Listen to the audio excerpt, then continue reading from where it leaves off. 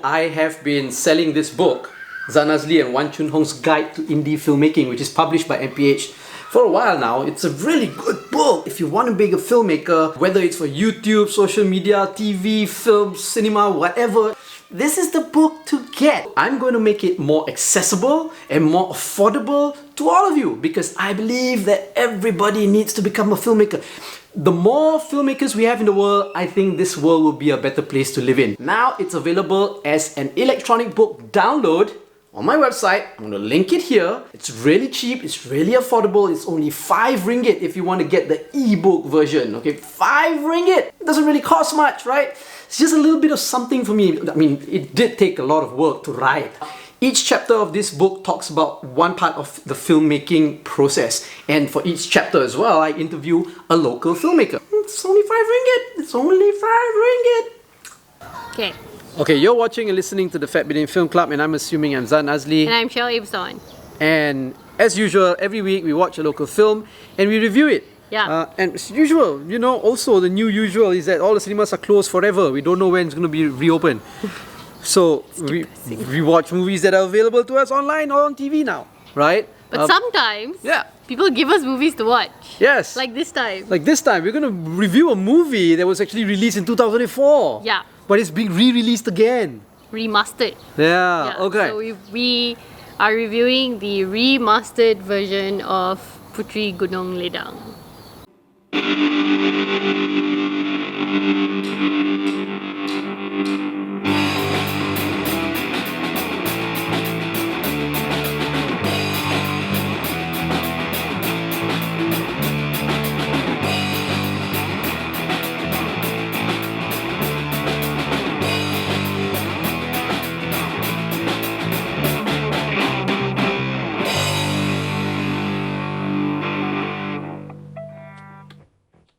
Okay, so watch the film. We watched the film.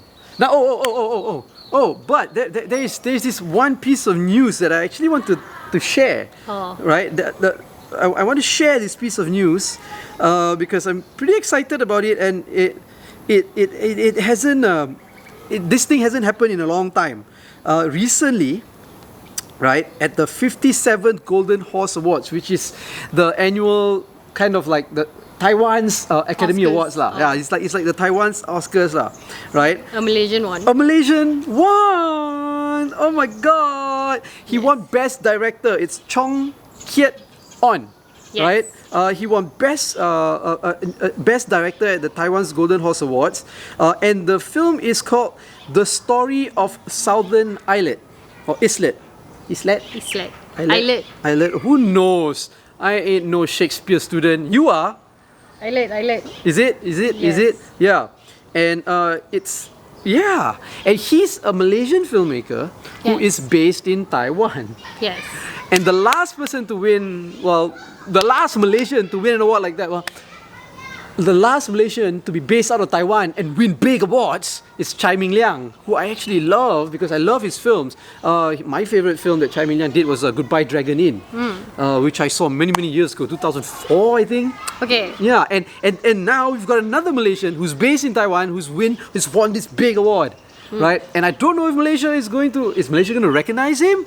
I mean, it was covered in the media. Malaysia has recognized him. In the media, it's been covered in the media. But have you ever heard of Chong Kiet On before this? But I will review his film soon. Yeah, and we're gonna review his film because we're gonna consider it a Malaysian film. But that's the thing, see, all these Malaysians who win big awards are based elsewhere, and you know, a lot of people don't even see them as Malaysians. Like Chai Ming Liang, every festival he goes to, when he wins or he screens his films there, he's known as a Taiwanese film director, although he's Sarawakian. Maybe he give up citizenship deal leh. No. He's been back. He's made films here. But he made a film about the Anwar Ibrahim case. Which I watched the film. So I went to the premiere in Malaysia. Yeah, I forgot what the film's called. It was good. It was funny. Yeah. Okay. So yeah. Okay. So back to this film that was also first released in 2004. That has now been re-released and remastered. Yes, Puteri Gunung Ledang. Puteri Gunung Ledang. It has been remastered. It was offered on Infinity Productions website for a fee for a limited time, which we were privileged enough to be given access to watch. Yes, thank you, Infinity. Okay. And now we're going to review it. I mean, I saw the film last in 2004. Like everybody else. Like everybody else. If I'm not mistaken, I went to the premiere. Oh, right? okay. I was at the premiere watching it. And look, is this movie going to be released on Netflix? I don't. Yeah, it is. It is being released on Netflix soon, within the week, I think, if I'm not mistaken. Ah, okay. Yeah, it's coming to Netflix. So this is relevant, right? Yes, we are relevant. We are Absolutely. relevant. Okay, you wanna tell everybody what the movie is about? The movie is about Puteri Gunung Ledang. Not really. Okay lah, no lah, that's not what the movie is about. Okay, so basically the movie is about how, I guess, Puteri Gunung Ledang sort of came to be this princess up on the mountain, and it's a little bit of a backstory to the myth in a way, but it basically centers around these two lovers. Ha ha ha. So it's an epic love story, or it's like a love epic, whatever you want to call it, between a Javanese princess.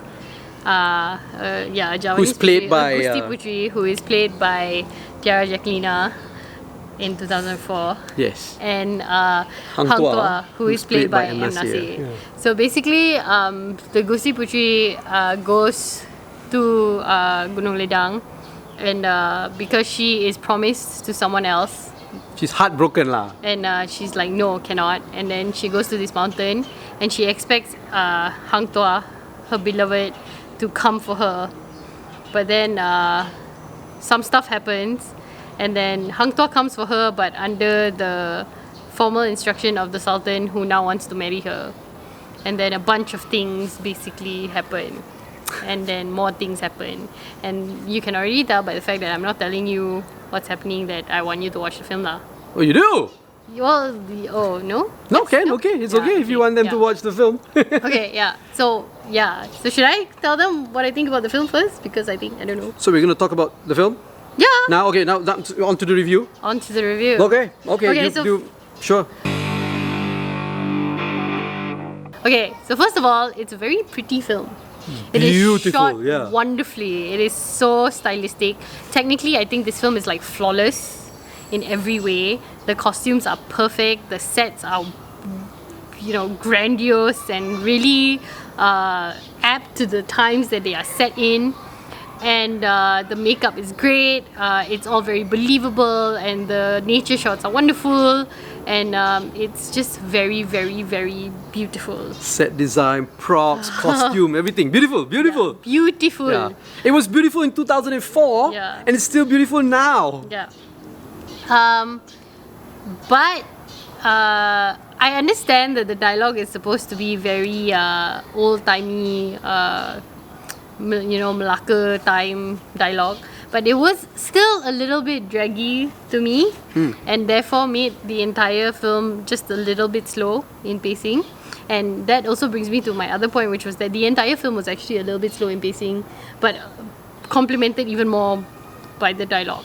So it could have been, the entire story it's actually a very simple story, but it was made to be a little bit more complicated, but unnecessarily so, I felt.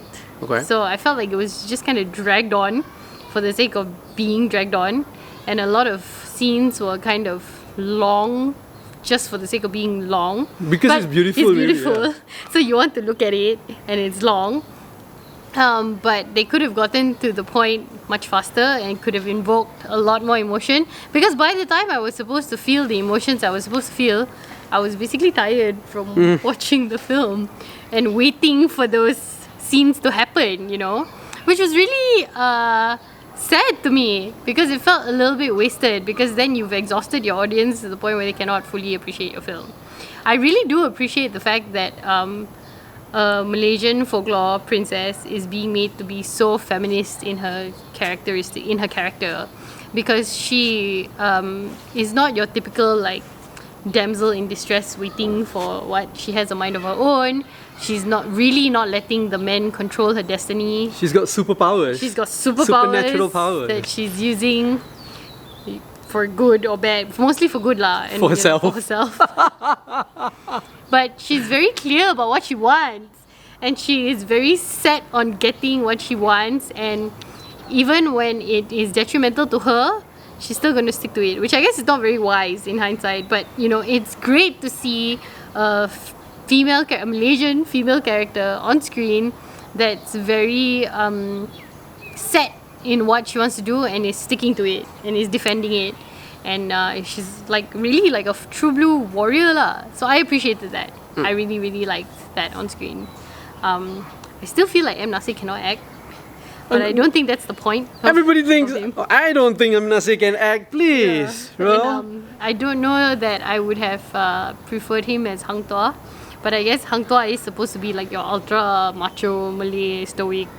with tak ada the police mustache. Tak ada perasaan thing. So I guess it works for M. Nasir in a way. But then the emotional scenes were kind of awkward for me lah, because I was like, what's he doing? He's the original He's Caillou. done. M. Nasir is the original So, Caillou, man. yeah. Yeah. Who's that guy Yeah in the Pascal? Ayo, I forgot his name lah. Azrin. The Pascal guy Khairil Azrin. probably took lessons from M. Nasir to act like a Caillou. Okay, yeah. So that's all I have to say about the film. That's all? Yeah. Oh, no, I Okay, was carry saying, yeah, okay. So there's a lot of context if I'm going to be talking about this film, because Of course. in 2004, when this film was made, it was so hyped up. The hype around Puteri Gunung Ledang in 2002, 2003, 2004, it took a while to make, was so hyped up. Right? It was supposed to be the Malaysian film ever. It was going to go overseas and be sold in all these international markets. There was talk about Oscars and I don't know, all kinds of awards and all that, right? Of course, it didn't win an Oscar, right? But the hype surrounding it was crazy. And I was working at NTV7 at that time. This was in 2002. Like I was working at NTV7. And this was the time when NTV7 was, before it was owned by Media Prima. It was owned by Effendi Nawawi, at that time was the Minister of Agriculture, who also owned NTV7 and owned the production company that produced Puteri Gunung Ledang. And he's married to Tiara Jacqueline. Right? Yes. Now, I think Tiara Jacqueline was beautiful back then. She was beautiful as Puteri Gunung Ledang. She's beautiful now. I don't know, I haven't seen her recently. She messaged us on I just Instagram. saw her the other day. Where? From somewhere. Oh yeah. Anyway, she messaged. anyway. She messaged us on Instagram and said thanks. So it was hyped up like crazy, and I had high expectations. A lot of high expectations, big expectations for the movie when it first came out. Right? So And then now, you watched the movie. And then I watched the movie in 2004. Right? Now, everything that you said about the film being beautiful and nice and great, I agree. Those are all the good points of the film. And I'm going to add one more thing to the film that I think is also great, which is the acting and the performances. Except for M. Nasir. Except for M. Nasir. M. Nasir is the original Caillou. But then again, M. Nasir has He's always not been supposed built to to be be... known for his acting. Yeah, he's a musician. He's a great musician. But he has acted. He has acted many times, right? And he has always had that Malay look. And Maybe people that's his have always... style lah. I mean, You mean to be a Caillou? Yeah. Like the Pascal guy? whatever. I don't know. But he has always, everybody says that he looks like M. Nasir, he's the Jiwa Melayu, he's the, everything lah. M. Nasir looks like M. Nasir. Hang Tuah, sorry, M. Nasir looks like, the Hang Tuah look is supposed to be the M. Nasir look, right? Okay, alright, okay.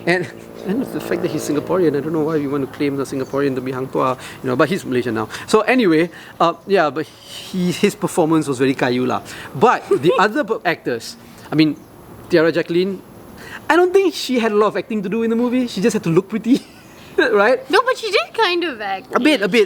Right? But she played it well. She played the role It's well. all in her face right? though. Yeah. All of her acting was like Was true. focused on her face. True. Yeah. There is Rahim Razali, who plays the Prime Minister. Oh my God, he's good, right? There's Adlin Aman Ramli, who I've always thought to be a very good actor. And hey, Adlin, I mean, we haven't had drinks in a long time. But anyway, he played the Sultan of Malacca really well. The Sabri Yunos stole the show. He is Datuk Setia.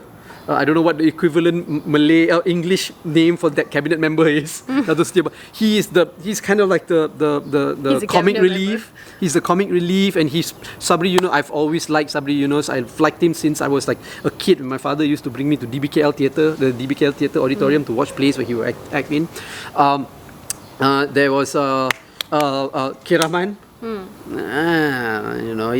Questionable personality outside of the film, but he acts really well, right? So performances were good. I love the performance, the acting. But what I didn't like, right?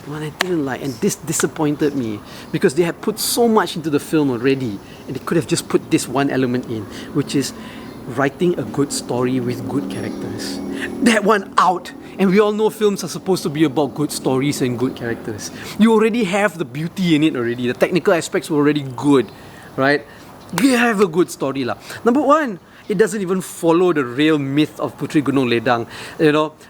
Hodgepodge of different eras coming together. Majapahit, Sultan of Malacca, Hang Tuah. The timeline doesn't even add up, right? It doesn't add up at all. You've got Hindu civilization in the Malay archipelago,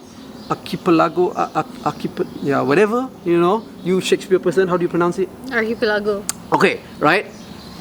Then how come got Sultan of Malacca who's Muslim? But actually that shouldn't be a problem. But they never specifically state that he's Muslim. Yes. Assalamualaikum, wa alaikum salam. True. With the Sultan of Demak and all that who came, right? Yeah.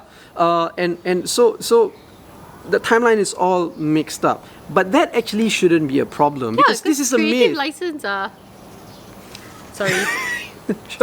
Right? Now it's okay to mix it up. It's a myth, right? It's a fairy tale. Do whatever you want. You can tell whatever story. So it shouldn't be a problem. But then they never developed the story.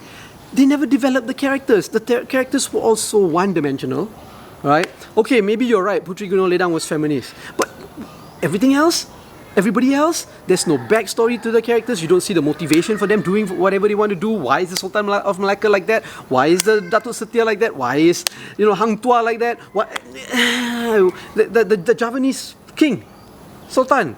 What do you call the Javanese Sultan? I don't know, right? I just felt that fell flat, and that was a big disappointment to me, I mean, watching the film again, yes, it's beautiful, but story-wise, it wasn't there, I wish they had actually concentrated and give focus on telling a really good story. I'm sure they wanted to have this idea of making it universal, love story and all that, but tak ada, it was very too.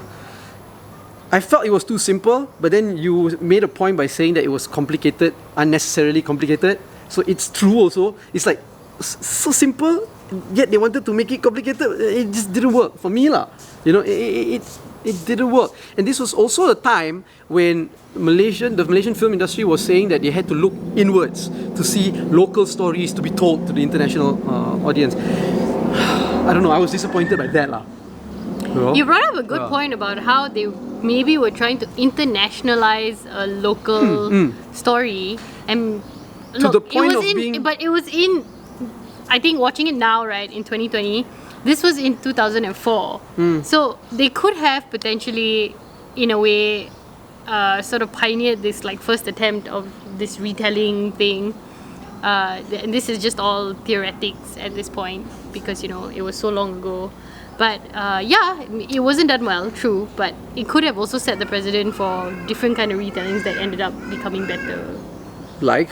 I'm trying to think of an example really hard right now, but nothing comes to mind. But lah. No, but this is the thing. I'm not reviewing it based on the 2020 remastered version. I'm reviewing it's the same story from 2004, and I had the same opinions in 2004. I didn't have the Fat Bidin Film Club at that time, but I had a column. I wrote a review of it. I can't remember where it was, on Kaki Seni or my NST column. I can't remember lah. But I wrote a review of it. It's the same thing. I feel the same thing. Yeah. Since then and until now. So it was more like exoticism also. Yeah. So maybe the fault lies in the fact that. In the attempts to internationalize something local, they lost the plot. Literally, they just dropped the plot.